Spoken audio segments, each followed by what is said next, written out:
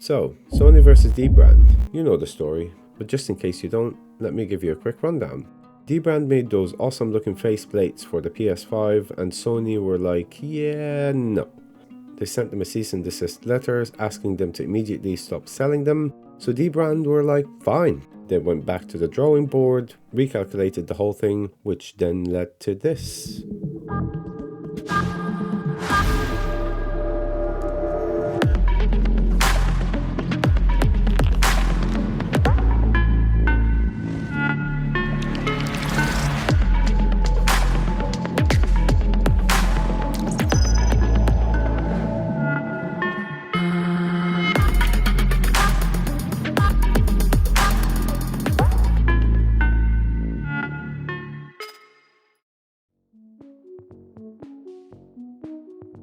And that brings us to today's video, where we're going to have a quick look at the Darkplates 2.0, see what comes in the box, do a quick installation guide, and let you know why you should consider them over Sony's faceplates.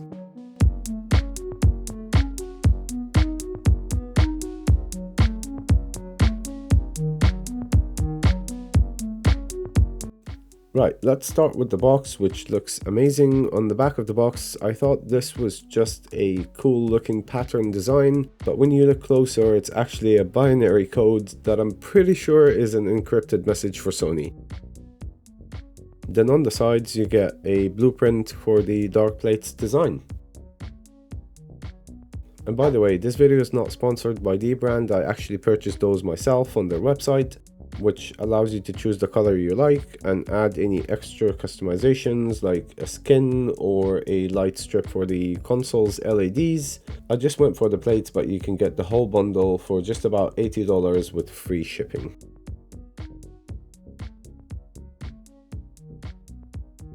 So inside the box you'll find the card on the top with a link to Dbrand's installation guide, as well as a cleaning cloth with a logo that I don't fully recognize, so please feel free to let me know in the comments if you know what that logo is. Removing the protective cover, we get our first look at the faceplates, which brings us to one of the important points of preferring Darkplates over Sony's official faceplates. Of course, this is just my personal opinion, but I believe the design here is so much better and a lot more practical than the strange, weird looking design on the original PS5 faceplates. As you can see here, all the corners have been rounded, making the console look less bulky, but more importantly, you get an air vent, which I think is an amazing bonus and frankly I believe is a big missed opportunity with the original faceplates.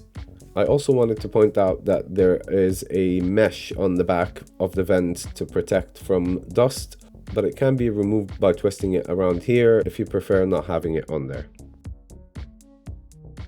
The build quality of the plates is super solid and premium, and the binary code on the box is actually 3D printed on the back of the plates as well, which is just insane, right?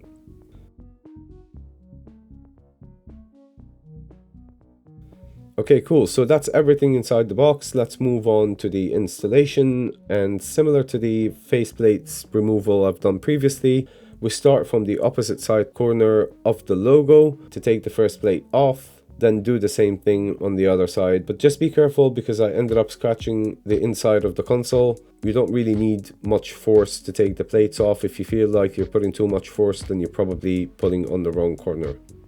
Now, before we go any further, let's take this opportunity to clean inside the console.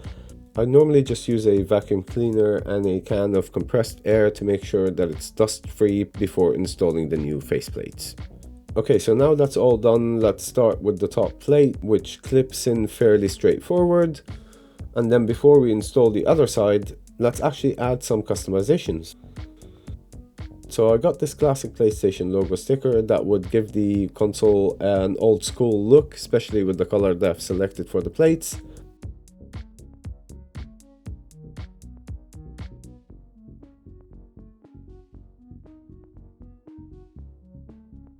And I also got those LED light strips so that you can get various colors when the console is powered on. So again, those LED light strip stickers are quite straightforward to install. You just stick them on the console and then we can go ahead and install the second faceplate. But as I'm doing so, I realized that unlike the original faceplates, this one doesn't actually have a cutout for the PlayStation logo, which I'm assuming is for legal reasons. So I ended up just buying a sticker to put on the outside of the plates, which still has the same effect that I was going for to make the console look like a classic PlayStation. And that's pretty much it for the installation. It's very straightforward, as I said. And again, personally, I think there are so many reasons why I prefer this look to the original PlayStation faceplates. Mainly because of the ventilation cutout and the redesign of the faceplates, which makes the console look way less bulky and would be a nice fit with any setup.